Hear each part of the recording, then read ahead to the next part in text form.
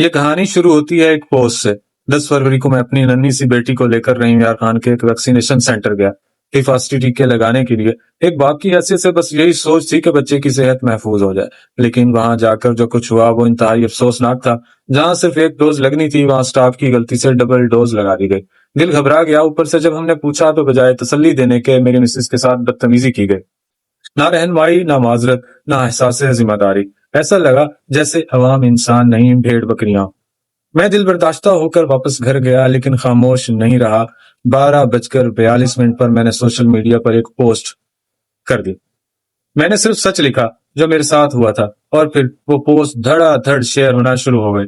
لوگوں نے آواز ملائی، لوگوں نے سپورٹ کیا، اور صرف 24 گھنٹوں کے اندر وہ پوسٹ پہنچ گئی ظہیر انور جپا ڈی سی رحیم یار خان صاحب کی نظر تک، اور یہیں سے کہانی نے نیا رخ لیا۔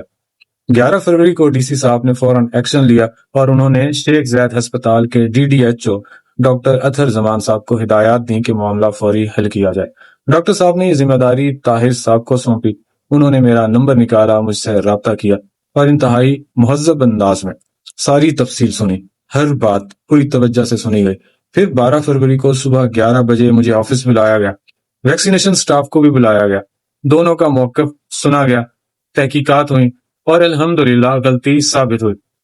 سٹاف کے خلاف کارروائی عمل میں لائی گئی اور مجھ سے باقاعدہ معذرت بھی کی گئی۔ سچ کہوں، مجھے لگتا تھا کہ پاکستان میں شکایت کرو تو الٹا شکایت کرنے والا ہی ذلیل ہوتا ہے، لیکن اس بار ایسا نہیں ہوا۔ اس بار مجھے انصاف ملا، عزت ملی، اور تسلی بھی ملی۔ ڈی سی صاحب نے یہ ثابت کیا کہ واقعی شہر پر نظر رکھتے ہیں، اور جہاں عوام کو تکلیف ہو وہاں ریلیف دینے کی ہر ممکن کوشش کرتے ہیں۔ خاص طور پر طاہر صاحب اور ڈاکٹر اطہر زمان صاحب نے جس ذمہ داری اور سنجیدگی سے معاملہ ڈیل کیا وہ واقعی قابل ستائش ہے۔